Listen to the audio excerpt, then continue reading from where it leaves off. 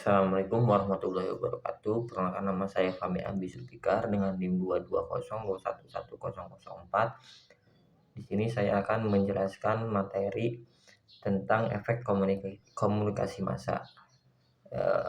Yang pertama kita akan mengetahui pengertian komunikasi massanya terlebih dahulu.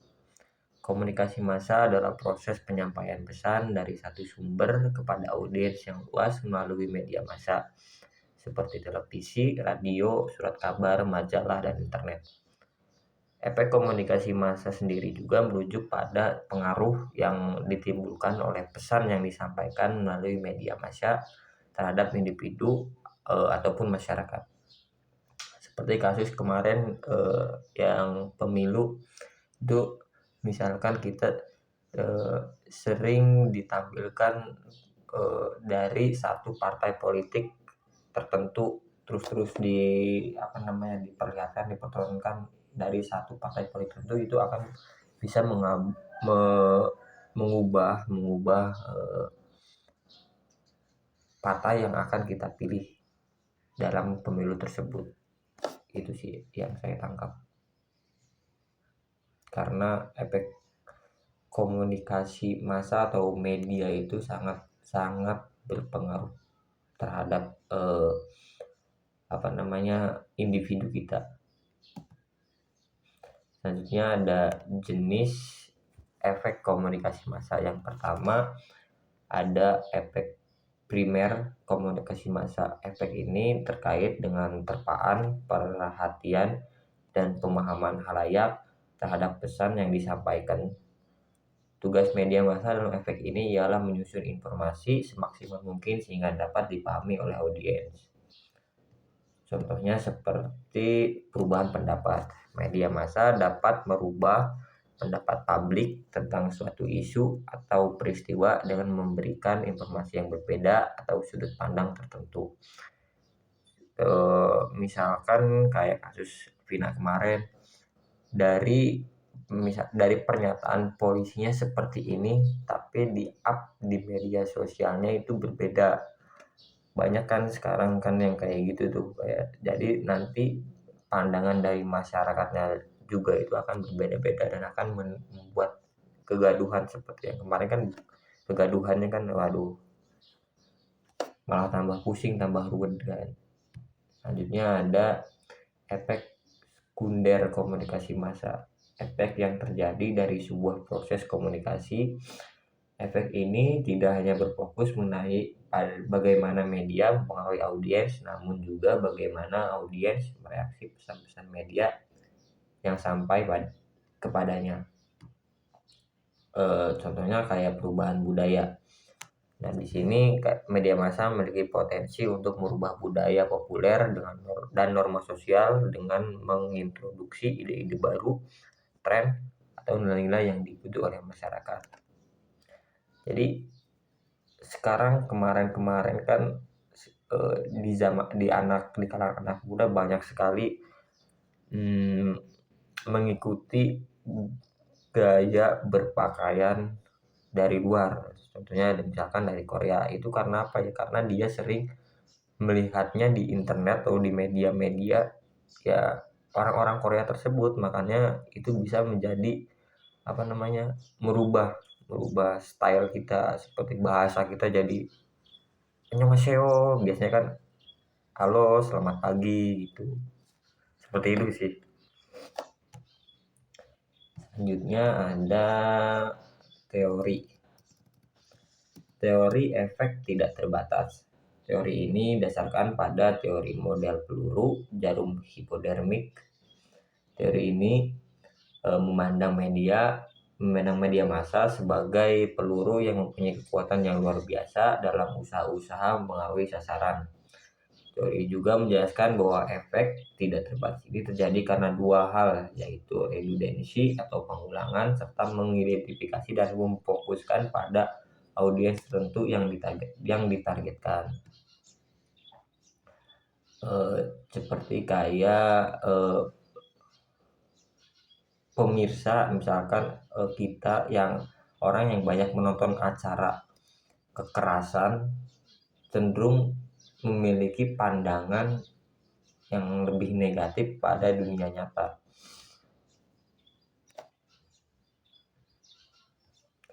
Selanjutnya ada teori efek terbatas. Teori ini menjelaskan bahwa ketika media massa menawarkan isi pesan, ternyata hanya sedikit yang bisa mengubah pandangan dan perilaku audiens, karena faktor psikologis dan sosial ikut berpengaruh dalam proses penerimaan pesan dari media massa. Misalkan kita menerima berita dari luar negeri dengan berbahasa yang berbeda. Mereka mungkin memakai bahasa Inggris, tapi kan tidak semua orang Indonesia itu dapat bisa menggunakan bahasa Inggris. Jadi pesan yang disampaikan oleh media luar itu akan diterimanya hanya sedikit. Tidak semua pesan yang diterima dari media luar itu dapat kita pahami seutuhnya. Seperti itu. Selanjutnya ada teori efek moderat. Teori ini menjelaskan bahwa media massa memberi pengaruh tapi tidak terlalu besar atau lebih seimbang. Media massa memiliki efek, namun penerimaan efek dipengaruhi oleh faktor lain, tingkat pendidikan, lingkungan sosial, kebutuhan, dan sistem yang dianut. Sehingga ditarik kesimpulan bahwa audiens menerima pesan komunikasi massa dipengaruhi oleh faktor-faktor tertentu. Dua faktor utama yang mempengaruhi efek adalah faktor individu dan faktor sosial. Sebagai contoh, misalkan orang dengan latar belakang yang berbeda mungkin menafsirkan pesan media dengan cara yang berbeda. Kayak misal kita dapat di dalam teori ini tuh kita bisa belajar dari pengalaman sebelumnya atau dari berpikir secara kritis terhadap kasus-kasus tertentu yang disampaikan oleh media. Misalkan kita sebagai latar belakangnya sebagai seorang mahasiswa, itu mungkin tidak akan langsung menerima saja informasi dari media dengan mentah, tapi nanti akan dipikirkan kembali informasi tersebut benar atau tidaknya. Selanjutnya itu efek positif. Komunikasi massa juga memiliki efek positif. Yang pertama ada penyebaran informasi. Media massa memainkan peran penting dalam menyebarkan informasi ke seluruh penjuru dunia. Selanjutnya ada edukasi. Media massa sering juga digunakan untuk sebagai sarana edukasi.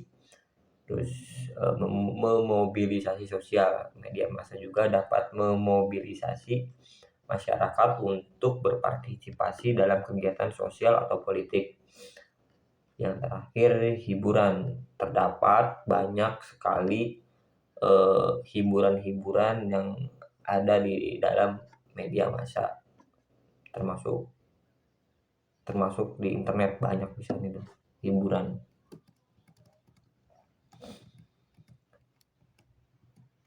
Efek negatif.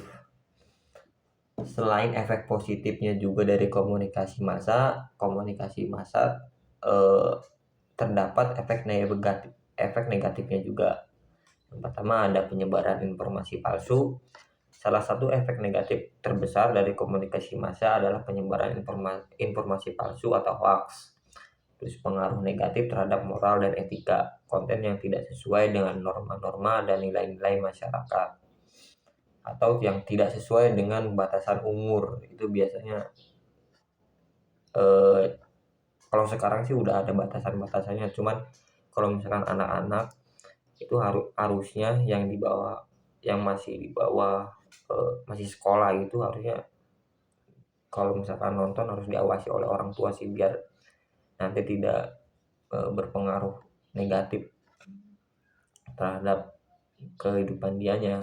Soalnya efek komunikasi massa itu ya itu, apalagi media sosial sekarang kan udah berkembang secara pesat kan. Selanjutnya ada kebergantungan media. Kebergantungan berlebihan pada mediasi massa, terutama media sosial, dapat mengakibatkan berbagai masalah psikologis seperti kecemasan, depresi, dan isolasi sosial. Istilah sosial tuh kayak introvert kali ya mungkin. Terus yang terakhir ada fragmentasi sosial.